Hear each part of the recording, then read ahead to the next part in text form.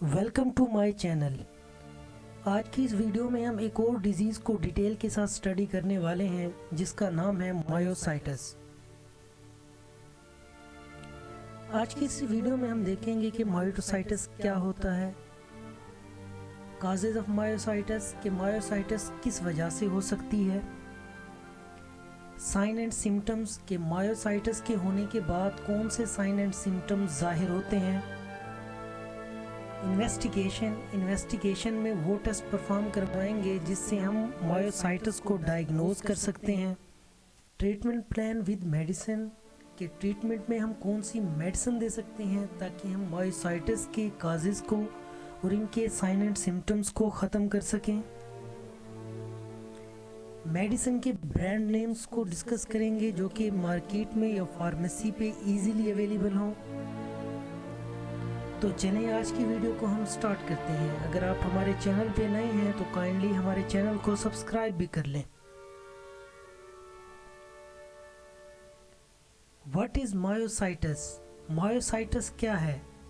Basically मायोसाइटस एक autoimmune disease है, ये एक स्किन की डिजीज है। मायोसाइटस का मतलब है मसल्स की इन्फ्लेमेशन। अब ये इन्फ्लेमेशन किसी भी वजह से हो सकती है। मायो का मतलब मसल्स और साइटस इन्फ्लेमेशन को कहते हैं। ये एक स्किन डिजीज़ है। ये इन्फेक्शन बैक्टीरिया की वजह से भी हो सकता है, वायरसेस की वजह से भी हो सकता है। अगर आप गिर जाएं, फिजिकल एक्सीडेंट हो जाए आपका, तो उस वजह से भी इन्फेक्शन की वजह से मायोसाइटस हो जाता है। बाज़ औक़ात मायोसाइटस पेशेंट में देखा जाता है रोड एक्सीडेंट में, क्योंकि रोड के ऊपर बहुत से जरासीम होते हैं, बैक्टीरिया होते हैं। जब रोड एक्सीडेंट होता है और टेटनस के इंजेक्शन नहीं लगाए जाते तो तब मायोसाइटस हो सकता है। मायोसाइटस का मतलब मसल्स की इन्फ्लेमेशन, वो इन्फेक्शन की वजह से भी हो सकता है, वायरसेस बैक्टीरिया की वजह से भी हो सकता है।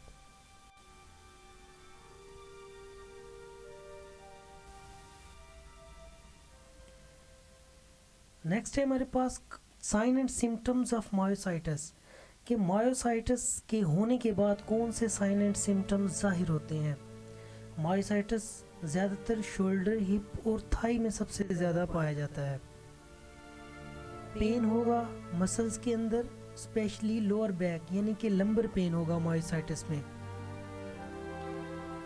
फीलिंग टेंडर टू टच, जब भी आप मसल्स को टच करेंगे तो मसल्स स्टिफ होंगे और फीवर भी हो सकता है इन्फेक्शन की वजह से। मसल्स बाज़-औक़ात स्वेल हो जाते हैं, इन्फ्लेमेशन आ जाती है मसल्स के ऊपर। वेट लॉस हो सकता है इस कंडीशन में, और नाइट स्वेट यानी कि रात को पसीना आता है, स्वेट आता है। ये इसके कुछ साइन एंड सिम्टम्स हैं। मसल्स वीक और टायर्ड हो जाता है, मतलब कि मसल्स थका हुआ महसूस होता है।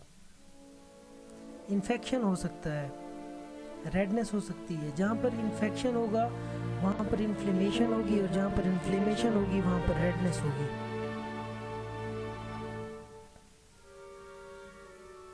नेक्स्ट है हमारे पास इन्वेस्टिगेशन में वो लेबॉरेटरी टेस्ट परफॉर्म करवाएंगे जिससे हम मायोसाइटस को डायग्नोज कर सकते हैं। ब्लड टेस्ट में हम परफॉर्म करवाएंगे CBC, जो कि एब्रीवेशन है कंप्लीट ब्लड काउंट। CBC इसलिए करवाया जाता है ताकि हम इन्फेक्शन को देख सकें कि मायोसाइटस इन्फेक्शन की वजह से तो नहीं हुआ। एक्सरे, अगर इन्फेक्शन डीप लेयर में है, बॉडी की डीप लेयर में इन्फेक्शन है, तो उसके लिए हम एक्सरे और MRI भी करवा सकते हैं। MRI क्लीन इमेज के लिए करवाई जाती है। मायोग्राफी, मसल्स की मायोग्राफी करवाई जाती है। मसल बायोप्सी भी करवाई जाती है आमतौर पर। Anti nuclear antibody ANA test भी परफॉर्म करवाया जाता है मायोसाइटस को डायग्नोज करने के लिए। ये काफ़ी एक्सपेंसिव टेस्ट होते हैं। नेक्स्ट है हमारे पास ट्रीटमेंट ऑप्शन में वो मेडिसिन रिकमेंड करेंगे जिनसे हम इनके साइन एंड सिम्टम्स को ख़त्म कर सकते हैं।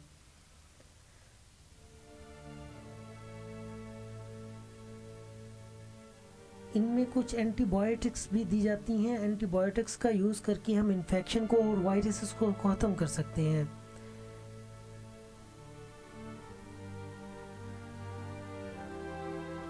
फर्स्ट नंबर पर जो हमारी एंटीबायोटिक है वो है analgesic medicine. Analgesic medicine pain relief के लिए रिकमेंड की जाती हैं। याद रखें कि ये मेडिसिन तब तक इस्तेमाल की जाती हैं जब तक इनके साइन एंड सिम्टम्स और काज को ख़त्म ना किया जाए। जब ये ख़त्म हो जाएं तो इन ड्रग्स को रोक दिया जाता है। एनाल्जेसिक मेडिसिन पेन किलर्स होती हैं जो कि पेन रिलीफ के लिए यूज़ की जाती हैं, जिनमें आइब्यूप्रोफिन शामिल है। ब्रोफिन जो कि पेन, फीवर और इन्फ्लेमेशन को कम करने के लिए ये दी जाती हैं। Ibuprofen medication is the non steroid anti inflammatory drugs. ये non steroidal anti inflammatory drugs होती हैं जो कि पेन, फीवर और इन्फ्लेमेशन को कम करने के लिए यूज़ की जाती हैं। एनसेड आमतौर पर आर्थराइटिस के पेशेंट को भी रिकमेंड की जाती हैं। इनके कुछ ब्रांड नेम हैं। आइब्यूप्रोफिन जो कि 200 to 400 mg इजीली अवेलेबल मिल जाती हैं और ये 6 से 8 घंटे यानी दिन में 3 बार यूज़ की जा सकती हैं। इसके अलावा फिनोप्रोफिन शामिल हैं, ब्रोफिन और डिस्प्रोफिन। ये कुछ इनके ब्रांड नेम्स हैं जो कि यूज़ किए जाते हैं 200 to 400 mg, जो कि दिन में 3 बार यूज़ की जाती हैं। ये फीवर, पेन, इन्फ्लेमेशन और आर्थराइटिस की कंडीशन को ख़त्म करने के लिए ये मेडिसिन रिकमेंड की जाती हैं। नेक्स्ट है हमारे पास डेक्लोफेनेक सोडियम। डेक्लोफेनेक सोडियम एक non steroidal anti inflammatory drugs है जिनको एनसेड्स भी कहा जाता है। ये pain relief, joint stiffness, swelling और आर्थराइटिस के पेशेंट को ज़्यादा रिकमेंड की जाती हैं।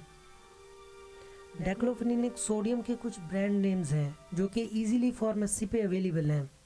इनमें कैटाफ्लेम जो कि 25 to 50 mg अवेलेबल होती हैं, जो कि हर 8 घंटे बाद रिकमेंड की जाती हैं पेन को, स्टिफनेस को कम करने के लिए। वोल्ट्रॉल, वोरन और कैटाफ्लेम, इनकी डोजेज यहाँ पर मेंशन की गई हैं। इसके अलावा आर्निल इंजेक्शन और वोल्ट्रॉल इंजेक्शन पेन की सिवियरिटी को कम करने के लिए यूज़ की जाती हैं।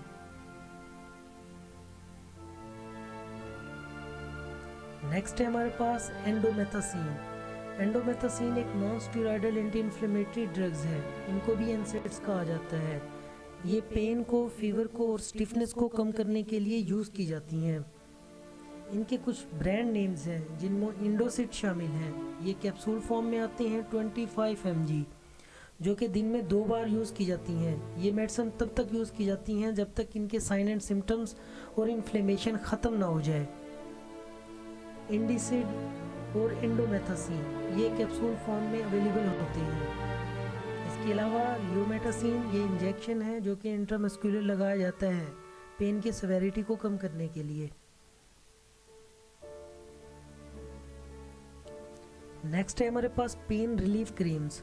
बाज़ औक़ात कुछ पेशेंट स्टोमक की प्रॉब्लम की वजह से मेडिसिन यूज़ नहीं कर पाते और पेन की सेवेरिटी को कम करने के लिए उनको क्रीम्स की ज़रूरत होती है जो कि पेन को रिलीफ करती हैं, पेन को ख़त्म करती हैं। इन क्रीम में पेन गे शामिल है, आयोडेक्स और इसके अलावा कीटोप्रोफिन जेल।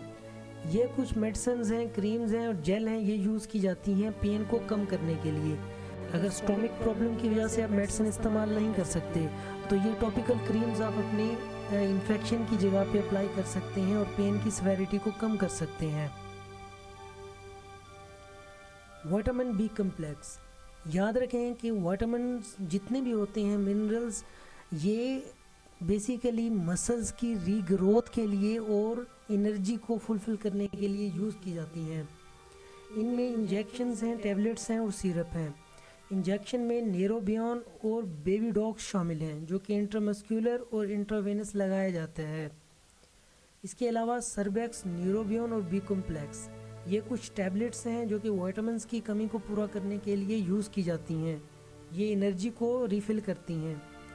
अगर आप टैबलेट और इंजेक्शंस यूज़ नहीं कर सकते तो आपके लिए यहाँ पर कुछ सिरप्स भी अवेलेबल हैं जिनमें पोलीबियन, बिकोजाइम और वाइडेलाइन शामिल हैं जो कि 1 चम्मच दिन में 1 बार यूज़ किया जाता है। अगर इसको आप मुसलसल भी यूज़ करें तो इसका कोई साइड इफ़ेक्ट नहीं होता।